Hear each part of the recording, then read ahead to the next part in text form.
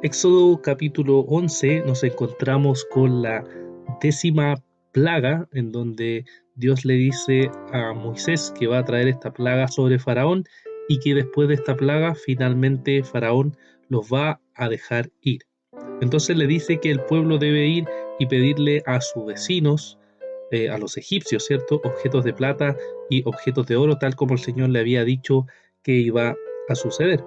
Y esto va a ser así porque la Escritura nos dice que el Señor había hecho que los egipcios vieran con buenos ojos a los israelitas, así como también veían con buenos ojos a Moisés. Se había ganado el favor del pueblo.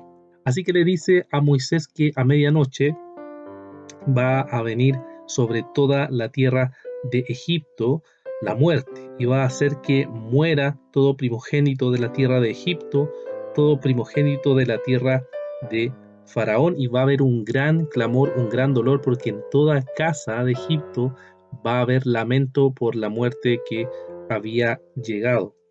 Sin embargo, entre los israelitas no va a ocurrir así, no va a haber ninguna de esta muerte, ningún daño, sino que van a ser cuidados providencialmente por el Señor.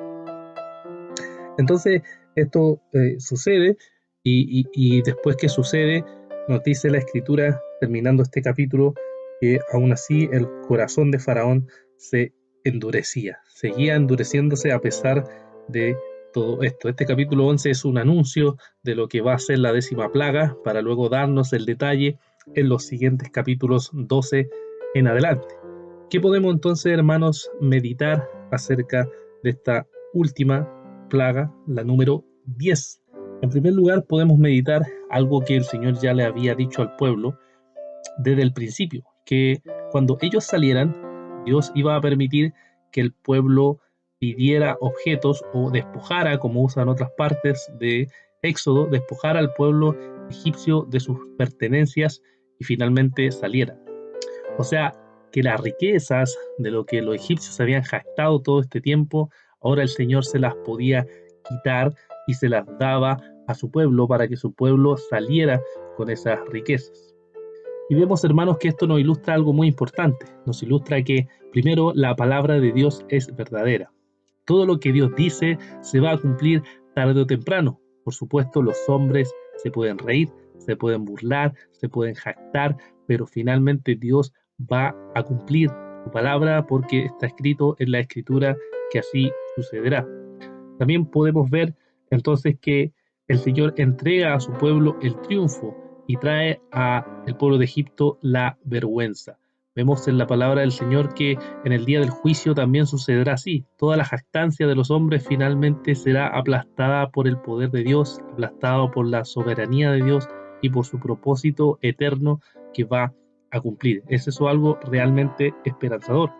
Pero también podemos meditar en cómo la muerte que llega sobre todo primogénito, que recorre todo Egipto, nos muestra que a pesar de que la muerte pasa por todos los egipcios, no sucede así con los israelitas. Y eso nos muestra de que Dios siempre está protegiendo a su pueblo, Dios siempre está cuidando a su pueblo de todas las dificultades, incluso de la muerte. Y eso nos dice también, hermanos, que en el día del juicio, cuando nos presentemos todos y todos rindamos cuentas ante el Señor, todo aquel pecador de corazón endurecido que no quiso obedecer a la voz del Evangelio, al llamado del arrepentimiento, finalmente será juzgado, recibirá la muerte eterna.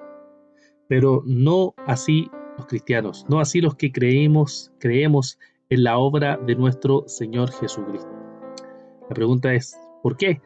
Y la respuesta es porque en nuestra vida ya murió el primogénito, el unigénito Hijo de Dios. El primogénito de toda la creación ya pagó por nosotros. Y al pagar por nosotros, ahora nosotros hemos sido absueltos de la muerte eterna, de la ira de Dios, de la condenación que debería caer sobre nosotros, ya ha caído sobre Jesús, el Cordero limpio, el Cordero santo, el Cordero perfecto. Jesús nos ha librado de la ira venidera y del pago que nosotros merecíamos. Egipto recibió su pago y su condena. El mundo va a recibir su pago y su condena, la justicia de Dios contra ellos. Mas nosotros recibimos gracia, misericordia, bondad. Deberíamos, hermanos, entonces agradecer que no caiga sobre nosotros toda la ira de Dios, sino que haya caído sobre el Hijo amado y nosotros recibamos salvación, misericordia y gracia. Que el Señor los bendiga.